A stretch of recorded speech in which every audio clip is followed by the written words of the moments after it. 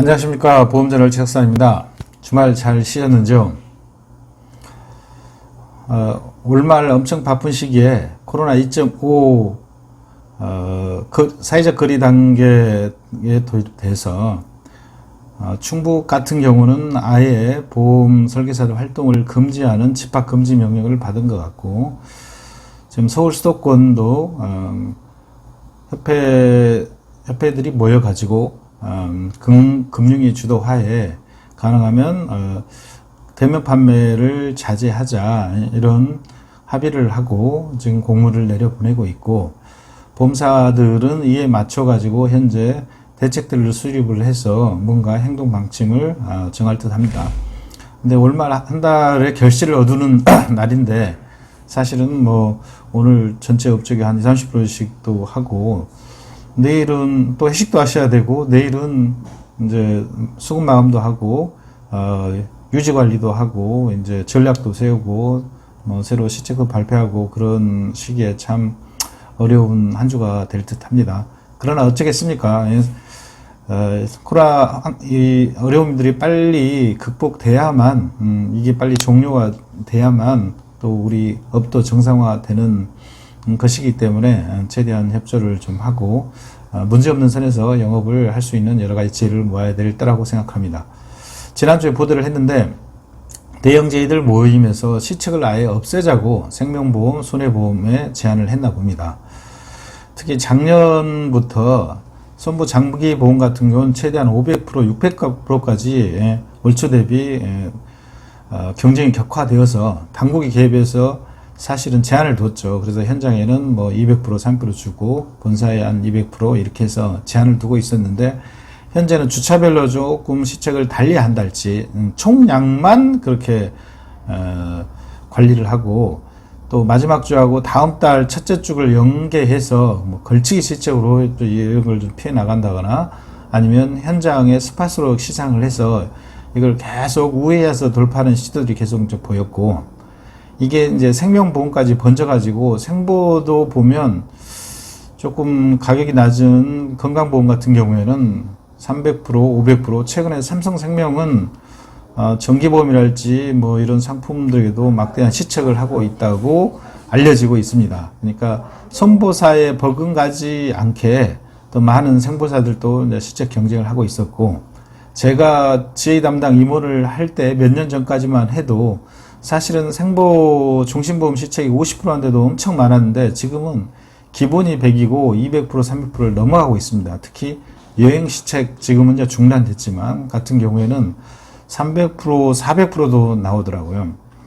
물론 영업하는 제 입장과 FP 입장에서 보면 많이 받으면 좋긴 하겠지만, 사실 이렇게 줄 바에는 이걸 고정적인 수수료로 주든지 좀 장기적으로 이렇게 사업을 안정적으로 구상할 수 있도록 이렇게 지급을 하는 게 더 좋겠다.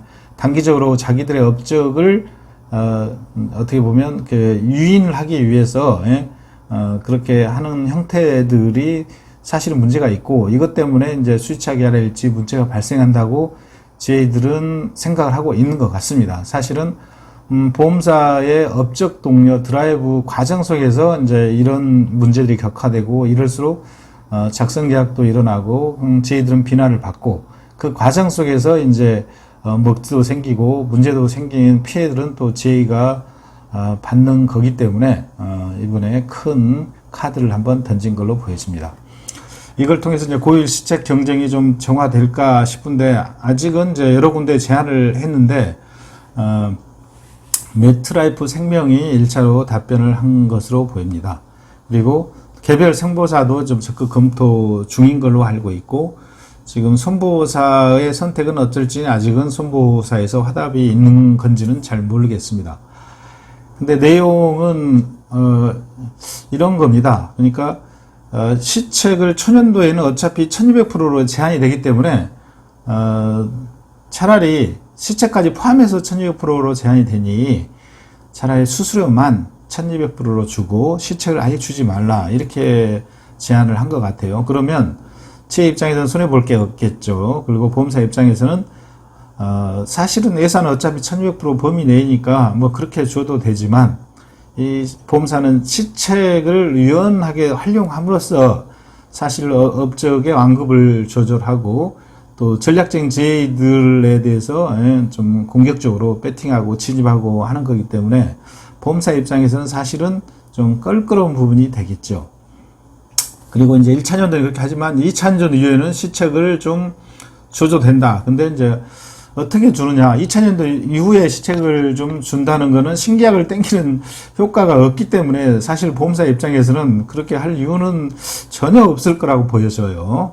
왜냐하면 시책이란 건 신계약에 있는 거고, 신계약을 땡기는 데 이제 의미가 있는 거고, 또 최근에는 이렇게 시책이 격화된 경우에는 이유는 내년에 돈을 못 쓰기 때문에 미리 시책을 한다고 생각으로 지금 시장들을 선점을 하고 지혜들을 로열티를 높이려고 사실 풀고 있는 부분이긴 하기 때문에 제안을 쉽게 이제 보험사들이 받아들일지는 모르겠습니다. 그러나 장기적인 안목으로 유지율 베이스로 이걸 하겠다 하는 데는 아마 할 수 있을 것 같아요. 그래서 웨트라이브가 첫 번째 아마 검토를 해서 제안을 한 것 같고 내용은 이런 것 같아요. 일단은 2차년도 이후에 시책을 준다는 것은 사실은 그거는 위장 시책인 거죠. 초년도에 줄 거를 뒤에 아꼈다가 준다는 거기 때문에 사실은 보험사 입장에서는 신계약을 땡기는 효과도 없고 지혜 입장에서 보면은 어차피 지금 받는 게 좋은데 뒤에 받는 게 무슨 의미가 있을까?